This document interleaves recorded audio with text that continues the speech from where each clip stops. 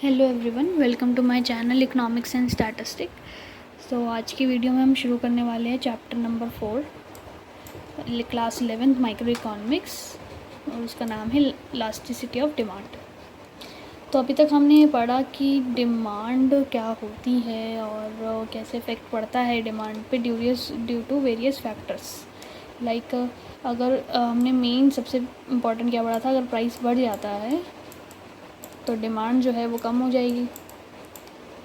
थोड़ा पी की तरह ही लग रहा है तो इसको थोड़ा सही से बनाते हैं हम। डिमांड जो है कम हो जाएगी, और अगर हम प्राइस हमारा कम हो जाएगा तो डिमांड हमारी ज़्यादा हो जाएगी, राइट। तो हमने ये तो पढ़ा था, पर हमने ये सिर्फ डायरेक्शन पढ़ी, ऊपर जाएगा कि नीचे जाएगा। अब हम पढ़ेंगे कि कितने से चेंज आएगा, कितने से चेंज आएगा वो पढ़ेंगे। इसलिए एक इलास्टिसिटी ऑफ डिमांड का कंसेप्ट बनाया गया, और ये बनाया था प्रोफेसर मार्शल ने, जिसको हम अब कंसिडरेशन करें। उन्होंने अपनी बुक्स प्रिंसिपल ऑफ इकोनॉमिक्स में ये बताया था। अब हम पढ़ेंगे इलास्टिसिटी ऑफ डिमांड होता क्या है। इलास्टिसिटी ऑफ डिमांड क्या होता है कि कितना परसेंटेज चेंज डिमांड में आया है डिवाइड बाय कितना परसेंटेज चेंज उसके फैक्टर जिसकी वजह से डिमांड चेंज हुई है उसमें आया है। जैसे कि फॉर एग्ज़ाम्पल प्राइस और डिमांड है। प्राइस 1 था, 2 था, डिमांड जो है 5 था, फिर वो 4 हो गया, राइट। तो फिर अगर हम निकालेंगे तो इनका चेंज, परसेंटेज चेंज निकालने के लिए क्या करते हैं, इन दोनों का चेंज विच इज़ हमारा 4 माइनस 5 करेंगे तो हमारा आ जाएगा 1, माइनस का -1 आ जाएगा, तो -1, और डिवाइड में लेते हैं हम इनिशियल वैल्यू 5 इंटू में 100, तो ये हमारा आ जाएगा 20। तो यानी कि -20% जो है हमारा चेंज इन डिमांड आ जाएगा। और सिमिलरली हम प्राइस का निकाल के उन दोनों को डिवाइड कर देंगे तो हमारे पास इलास्टिसिटी ऑफ डिमांड आ जाएगी।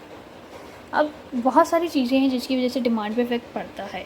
तो 3 क्वांटिफाई, मतलब जिन्हें हम क्वांटिटी में मेजर कर सकते हैं, वो 3 कौन से मेजर्स है। पहला है प्राइस की वजह से, दूसरा प्राइस ऑफ रिलेटेड गुड, और तीसरा इनकम। इन्हें हम क्वांटिटी में मेजर कर सकते हैं और इजीली हम पता लगा सकते हैं डिमांड के अंदर कैसे चेंज आ रहा है। तो हमारे पास 3 डायमेंशन हो गई इलास्टिसिटी निकालने के लिए। डिमांड की 3 हो गई। पहला तो प्राइस इलास्टिसिटी, यानी कि प्राइस की वजह से जो चेंज आ रहा है वो उसका हम देख रहे हैं कितना इलास्टिक है, यानी कि कितना ज़्यादा कम हो रहा है, कितना ज़्यादा कम बढ़ रहा है।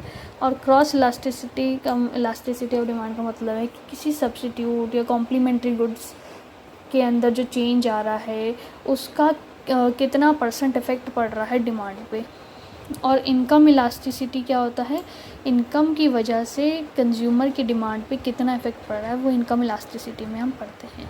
हमारे को इस चैप्टर में प्राइस इलास्टिसिटी ऑफ डिमांड के बारे में ही पढ़ना है, बाकी दोनों का हायर स्टडीज़ में हम पढ़ेंगे। आगे जब हम आगे एडवांस लेवल का इकोनॉमिक्स स्टडी करेंगे तो हम उस चीज़ को पढ़ सकते हैं।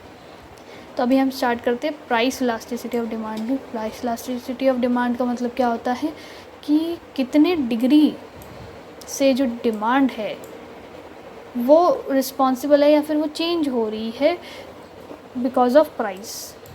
उस प्राइस ऑफ कमोडिटी की वजह से कितना वो चेंज हो रही है। जैसे कि अगर -2 है इलास्टिसिटी उसका, तो 2 मतलब हो सकते हैं। या तो 1% फॉल होने की वजह से, प्राइस में 1% फॉल होने की वजह से 2% का डिमांड में राइज आ गया, और 1% प्राइस में राइज होने की वजह से 2% का डिमांड में फॉल आ गया। तो इट कैन बी एनी, क्योंकि नेगेटिव रिलेशन है तो हमारा हमेशा इलास्टिसिटी ऑफ डिमांड नेगेटिव ही आता है।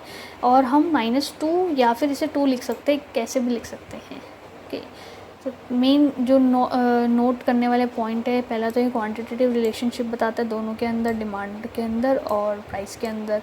और जितनी ज़्यादा ये इलास्टिसिटी बढ़ती जाती है उतना ज़्यादा ही वो डिमांड पे इफ़ेक्ट करता है। और कुछ गुड्स के अंदर जो है ज़्यादा चेंज नहीं आता। लाइक इन्होंने एग्जांपल लिया है X और Y, 2 गुड है और उन दोनों में ही 10% का राइज़ आ गया, दोनों ही 10% से बढ़ गए। पर X वाले में जो है डिमांड पे 20% इफ़ेक्ट पड़ा और Y वाले में 5%। तो यानी कि एक्स वाला ज़्यादा इलास्टिक है एज़ कम्पेयर टू वाई, क्योंकि उसकी डिमांड पे ज़्यादा इफ़ेक्ट पड़ रहा है। और प्राइस सबसे ज़्यादा इम्पॉर्टेंट फैक्टर है जिसकी वजह से हम डिमांड को डिटरमाइन करते हैं।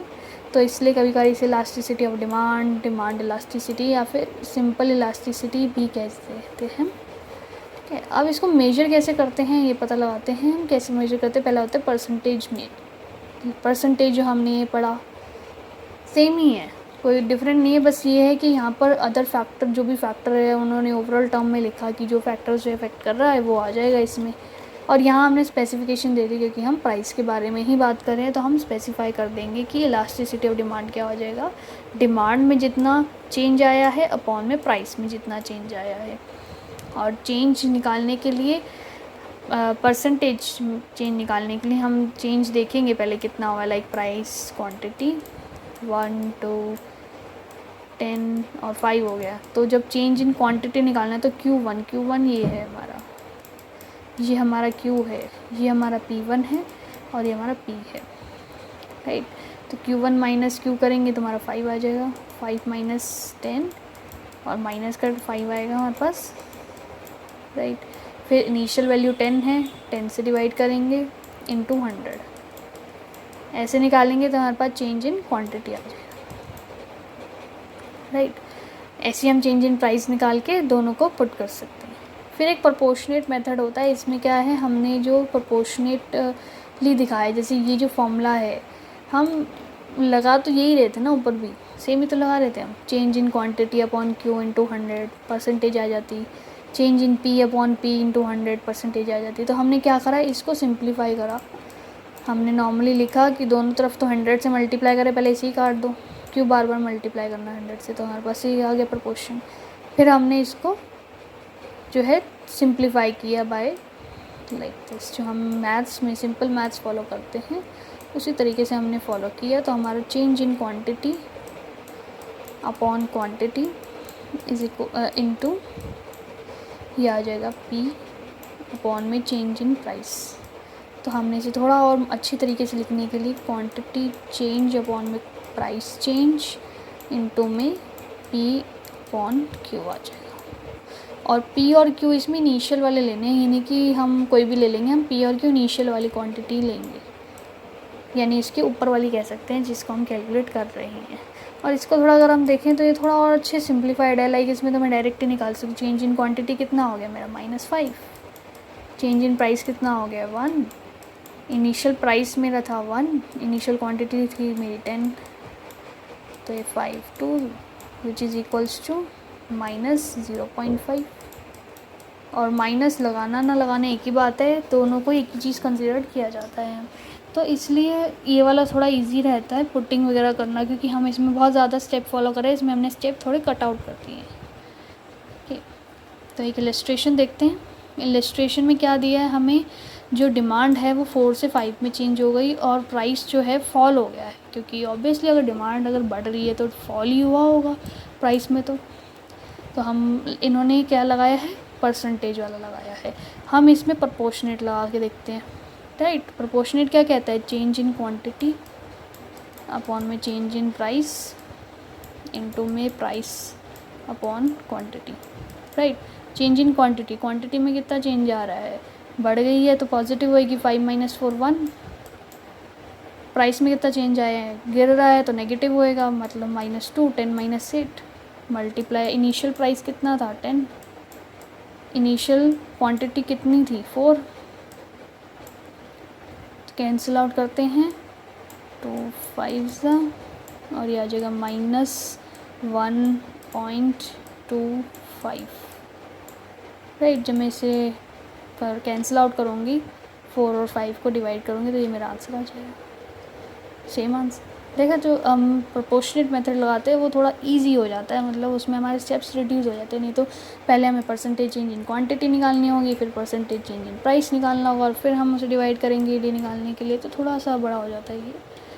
इसी चीज़ को उन्होंने बताया कि नेगेटिव साइन को हम इग्नोर करते हैं, क्योंकि हमारा जो है इसमें नेगेटिव रिलेशन होता है दोनों के बीच में, इन्वर्स रिलेशन है डिमांड और क्वांटिटी के बीच में, तो इस वजह से नेगेटिव ही आएगी हमेशा एडी, पर हम उस चीज़ को इग्नोर कर देते हैं, एब्सोल्यूट लेते हैं हमेशा। नेक्स्ट इलस्ट्रेशन हम देख सकते हैं कि जो प्राइस है राइज हुआ है 8 to 10, डिमांड फॉल हो गई है 5 to 4, अब इलास्टिसिटी निकालनी है।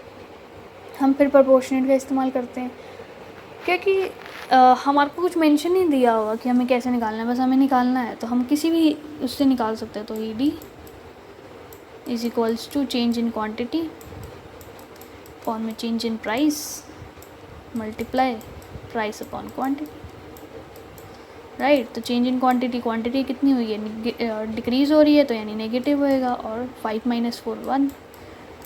प्राइस जो है वो बढ़ रहा है, पॉजिटिव होगा, 10 - 8 2। इनिशियल प्राइस हमारा 8 था, इनिशियल क्वांटिटी हमारी 5 थी, राइट। कैंसिल आउट किया, 2 4 8, तो ये आ जाएगा -4/5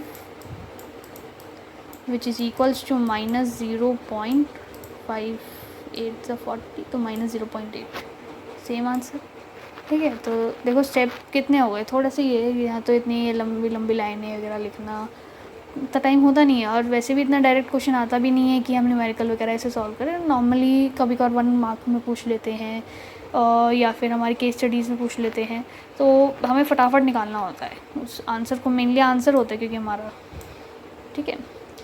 तो इधर तक हमारा क्या हमने समझा कि परसेंटेज एक फॉर्मूला है और एक है प्रोपोर्शनेट। तो मेनली प्रेफरेबली हमें प्रोपोर्शनेट यूज़ करना चाहिए क्योंकि आंसर सेम ही आएगा, बट ये है कि परसेंटेज वाला थोड़ा लंबा हो जाता है, उसमें स्टेप्स ज़्यादा है, इसलिए हम उसे कंसीडर कम करते हैं। इसलिए हम प्रोपोर्शनेट जल्दी हो जाता है, फास्ट होता है, इसलिए हम उसको ज़्यादा यूज़ करते हैं, राइट। आएगा हम नेक्स्ट वीडियो में कवर करेंगे। अगर आपको वीडियो अच्छी लगी हो प्लीज़ लाइक करें, सब्सक्राइब करें और शेयर करें, और अगर आपको कोई डाउट है तो आप इस कमेंट में लिख सकते हैं, और आप नहीं तो आप गूगल क्लासरूम ज्वाइन कर सकते हैं जो चैनल के डिस्क्रिप्शन पे हैं, और उसमें आपको कुछ नोट्स भी प्रोवाइड हो जाएंगे अर्लियर चैप्टर्स के। Thank you.